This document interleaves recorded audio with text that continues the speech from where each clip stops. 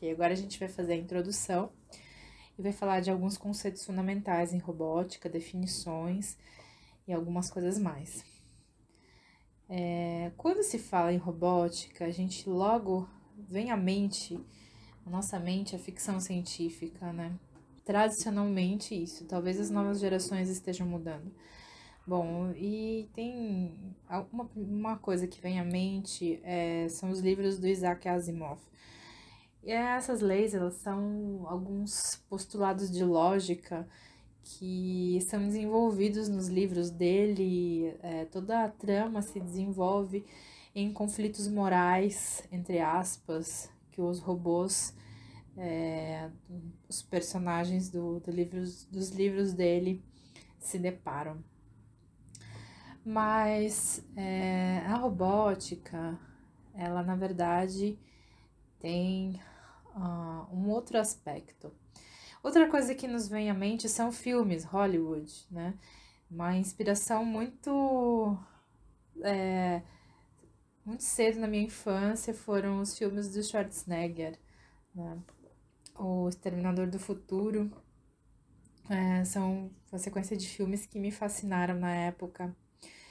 Mas o que de fato é um robô? Como eu disse, a robótica tem um aspecto pra gente hoje um pouco diferente dessa romantização dos robôs andrógenos, né? Bom, o termo robô, as pessoas gostam de definir como de origem das línguas eslavas. Bem, existe um radical nisso tudo, um radical na palavra robot, que vem e significa nas línguas eslavas trabalho. Então, por exemplo, em russo, que é o que eu posso afirmar com certeza, rabota em russo é trabalho. E, inclusive, o radical rabot é um trabalho escravo, significa trabalho escravo. Então, de certa forma, sim, rabota é algo que é forçado, que é pesado. Bom, mas o que nos interessa de fato são os robôs industriais e os robôs, os robôs longe da romantização dos filmes e dos livros. Bem, a definição de robôs industriais, tradicionalmente nós conhecemos os robôs como manipuladores, tá? Porque são os primeiros que apareceram durante a história, né, da robótica. Então, nós associamos ao nível industrial robôs a manipuladores. Hoje isso está muito diferente já, cada vez mais diferente. A concepção japonesa de robótica é uma máquina flexível que auxilia a realizar uma tarefa, uma certa tarefa, geralmente tarefas que o ser humano não pode ou não deve realizar. E também existe a concepção estadunidense, que é uma máquina flexível dotada de repetibilidade e precisão, né? Então, essas duas concepções tradicionalmente de robótica são diferentes, mas para mim elas são coexistentes e complementares. Eu acredito que o robô industrial é uma máquina flexível dotada de repetibilidade e precisão que auxilia a execução de uma tarefa, que exija força que o ser humano não possa realizar por algum motivo que seja perigoso para o ser humano, ou simplesmente por ter muita repetibilidade e muita precisão, o ser humano não será bom em repetir isso. Um robô industrial pode ser teleoperado, mas ele pressupõe ser uma máquina programável. E ele também tem a capacidade de acionar todas as juntas simultaneamente para realizar tarefa, diferentemente de uma máquina CNC. E é claro, ele tem mobilidade nas juntas, ele é um mecanismo flexível, acionado por juntas, articulado, é um mecanismo articulado. Então, ele tem flexibilidade no movimento. mobilidade. E ele é capaz de acionar essas juntas, então, simultaneamente para realizar a tarefa, diferentemente das máquinas CNC, que tradicionalmente, não sei agora, a evolução é muito rápida, mas as máquinas, tradicionalmente, elas tinham um comando de eixo por eixo iniciar a execução da tarefa, e então o controlador das máquinas tipo CNC fazia o acionamento das juntas ou eixos, né? Eixo por eixo, um eixo atrás do outro, sequencialmente. De qualquer maneira, um robô manipulador é programável, uma máquina CNC também é programável. E os robôs manipuladores também podem fazer tarefas como torneamento, a fresa, retífica, porém máquinas CNC são projetadas robustamente para essas tarefas. Vamos falar agora sobre manipulador teleoperado. Vamos definir a diferença entre um manipulador robótico e um manipulador teleoperado. O manipulador teleoperado é isso. Deixa eu ver se funciona aqui o vídeo. Então, aqui tem um operador e ele vai à distância, remotamente, através de uma alavanca, né, através de um braço simulado, teleoperar o braço real, né, o braço industrial real. Isso é teleoperação. Outra teleoperação aqui, que nós temos, é um humanoide sendo teleoperado por sensores. Deixa eu progredir aqui o vídeo.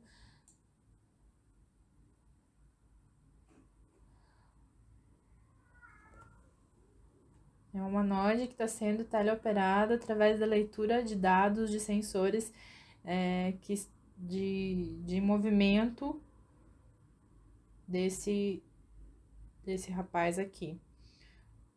Então, a teleoperação está acontecendo dessa forma. Outro exemplo de manipulador teleoperado é essa máquina aqui, tá? Não deixa de ser um braço robótico, não deixa de ter um teleoperador aqui, um humano. Porém, essa teleoperação aqui claramente não deu muito certo, né? Mas, enfim, em geral, a gente pode dizer que um manipulador teleoperado, então, envolve um operador humano, que através de ou alavancas, ou leitura de outros sensores, ou de outra forma de teleoperação, passa os movimentos para o braço robótico não, para o braço do manipulador, tá? Mas não necessariamente o manipulador teleoperado é um robô. Nesses dois casos, nesses primeiros dois vídeos, sim, eles são robôs. Mas esse aqui não é um robô e nós sabemos disso, tá? Então, vamos definir o que é um robô de fato. Ele atua todas as juntas ao mesmo tempo para atingir uma posição. Isso eu já tinha falado. Ele é programável, ele permite codificação, ele permite que o movimento dele seja codificável em instruções. E ele também tem a possibilidade de funcionar autonomamente, sem precisar de um teleoperador, de um humano. Então, essas duas coisas, programável e autônomo, estão ligadas, né? Porque a operação autônoma exige uma série de instruções, de código. Então, nós temos que a possibilidade de ser programável permite a autonomia, ou a programabilidade deles é uma parte, né, é um pressuposto dele funcionar autonomamente. Porém, eu vou deixar bem claro aqui que o funcionamento autônomo não é só o funcionamento independente do ser humano, mas é totalmente independente do ser humano, tá? Nós vamos voltar à questão da autonomia quando eu estiver falando de robôs móveis autônomos. E Hoje nós temos muitos robôs móveis, porém não autônomos. É como eu sempre digo, a autonomia em robótica pressupõe uma série de coisas. Algumas delas são um sensoriamento refinado. O sensoriamento refinado pressupõe muitos sensores, diversos sensores, sensoriando várias variáveis, observando várias variáveis, pressupõe algoritmos de controle, tá? Isso robôs, manipuladores industriais têm, né? E também os móveis, né? Algoritmos de controle. Então, pressupõe sensoriamento, pressupõe controle, pressupõe mecanismos de tomada de decisão. E hoje, de fato, nós temos os robôs manipuladores industriais como, sim, mecanismos autônomos. Eles funcionam perfeitamente, autonomamente, dentro do ambiente que eles estão inseridos. E também pelo fato de eles serem manipuladores fixos, eles não são móveis, e a autonomia deles, então, fica reduzida à célula de trabalho deles, e lá, nessa célula de trabalho, eles são dotados de sensoriamento adequado para a realização da tarefa, de mecanismos de controle adequados, eles sim executam as tarefas repetidamente e com precisão, de forma autônoma. Bem, acho que ficou bem claro isso. Agora vamos falar da classificação de manipuladores, né? Essa classificação, melhor dizendo, classificação de robôs aqui, eu estou considerando como robôs, todos eles, né?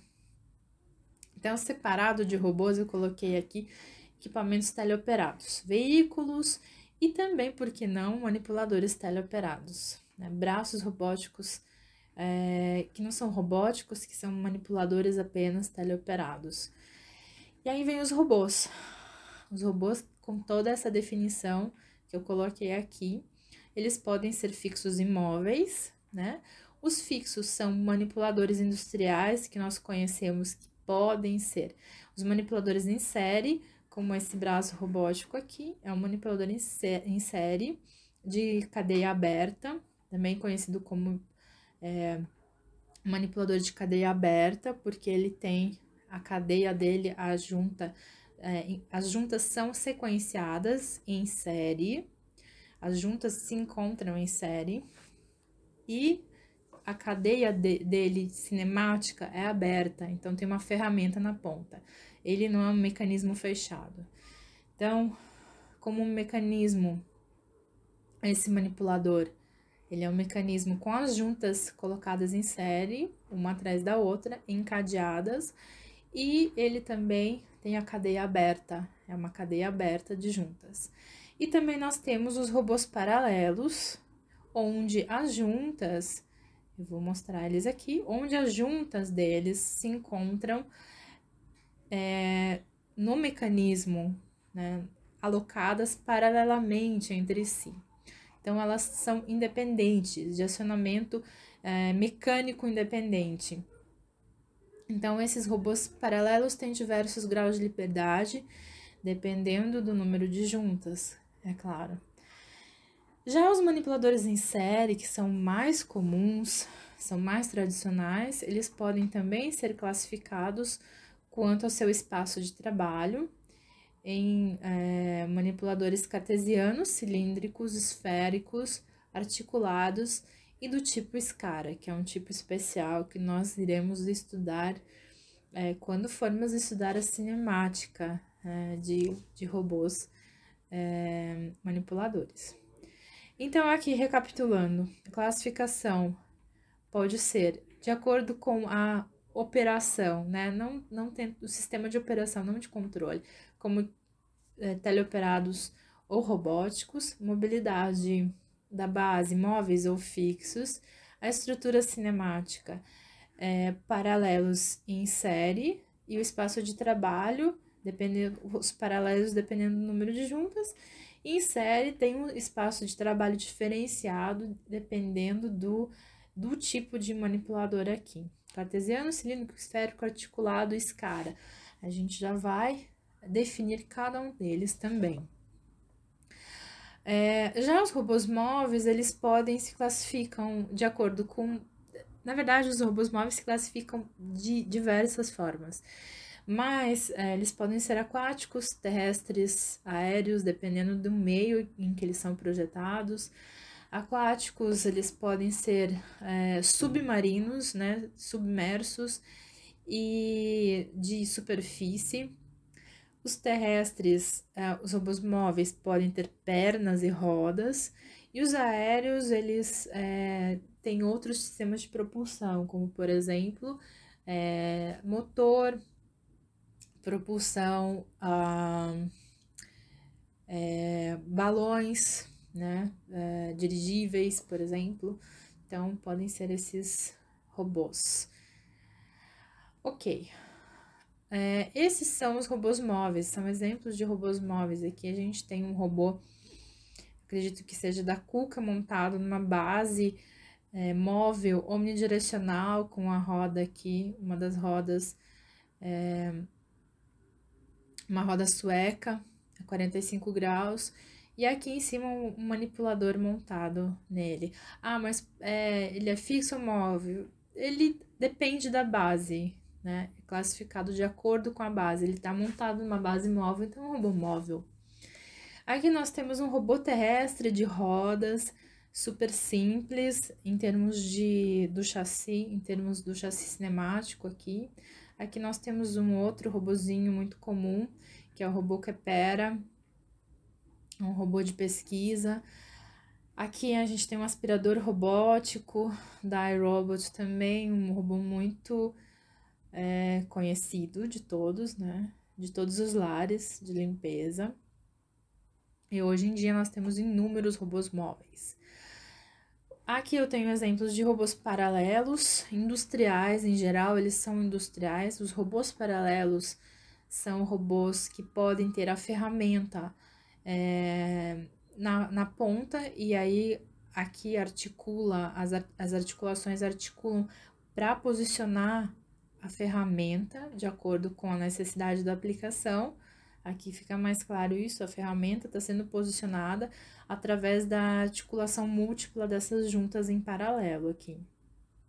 E também existem robôs paralelos que eu costumo chamar de plataformas, que na verdade a sua terminação não é uma ferramenta, mas sim um suporte, uma plataforma, e ele tem a função de equilibrar algumas coisas colocadas aqui e acionando as juntas aqui no seu espaço de mobilidade, é equilibrado alguma coisa aqui. Um dos exemplos são os simuladores de voo, simuladores aéreos, que são feitos pelos fabricantes de aviões, que são colocados em plataformas desse jeito, desse tipo assim, para simular os efeitos, todos os efeitos, as inclinações e até os efeitos dinâmicos de forças e acelerações.